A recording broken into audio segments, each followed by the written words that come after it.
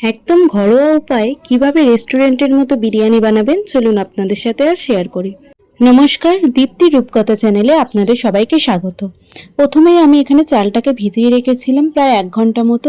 যা যা সবজি লাগবে সেগুলো কেটে রেখে দিয়েছি। এখানে আমি একটা মশলা গুঁড়ো করে নিলাম বিরিয়ানি করার জন্য। তার মধ্যে ছিল দারচিনি, এলাচ, লবঙ্গ, জয়িত্রী, জায়ফল। আর এদিকে আমি একটু কামধুনু রং আর নুন দিয়ে আলুটাকে সিদ্ধ করতে বসিয়ে দিয়েছি। আর এদিকে মাংসটাকে ম্যারিনেট করতে চলে এসেছি। নিয়েছিলাম এখানে আমি আদা, রসুন, পেঁয়াজের বেরেস্তা আর নিয়েছিলাম হলুদ গুঁড়ো, লঙ্কা গুঁড়ো, সর্ষের তেল আর টক দই। ভালোভাবে মাংসটাকে ম্যারিনেট করে 1/2 ঘন্টার জন্য রেখে দেব।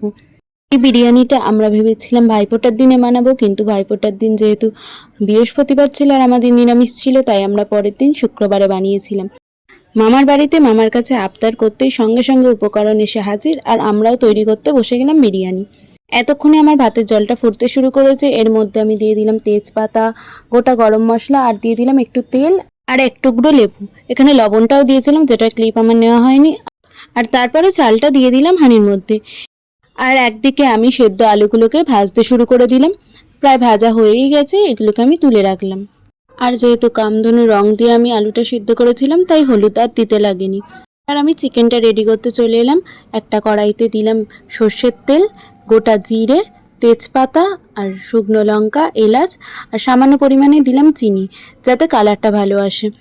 এরপর আমি তেলের মধ্যে দিয়ে দিলাম পেঁয়াজটাকে ভালোভাবে একটু ভেজে নেব। আর দিয়েছিলাম 3-4টে কাঁচা লঙ্কা। এখানে পেঁয়াজটা হালকা একটু ভাজা হয়ে গেলে এর মধ্যে দেব আদা, রসুন আর লঙ্কার পেস্ট। এরপর ভালোভাবে এটাকে কষিয়ে নিতে হবে, যাতে আদা রসুনের কাঁচা গন্ধটা চলে যায়। তারপর বেশি কয়েকটা মশলা দিতে হবে, যেমন হলুদ গুঁড়ো, জিরে গুঁড়ো, লঙ্কা গুঁড়ো, ধনে গুঁড়ো। এবার মশলা থেকে যেই তেল ছাড়তে শুরু করবে, ম্যারিনেট করা মাংসটাকে দিয়ে ভালোভাবে কষিয়ে নেব। আর এখানে এতটা মাংস আমি কষতে পারছিলাম না বলে মা আমাকে হেল্প করতে চলে এসেছিল। দেন পরিমাণ মতো জল দিয়ে আমি এটাকে আরও ভালোভাবে কষতে দেবো।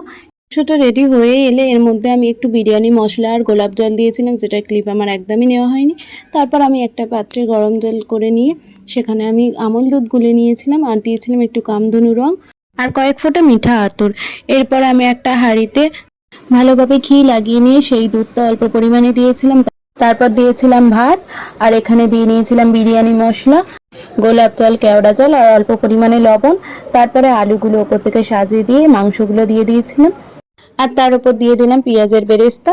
এরপরে একইভাবে সেম প্রসেসে আমি এই লেয়ারগুলো করে নিয়েছিলাম ভাতের। প্রথমে ভাত দিলাম, তারপরে বিরিয়ানির মশলা, পেঁয়াজের বেরেস্তা আর দিয়েছিলাম সেই দুধটা, গোলাপ জল, কেওড়া জল, লবণ আর আলুগুলো দিয়ে ভালোভাবে সাজিয়ে নিলাম।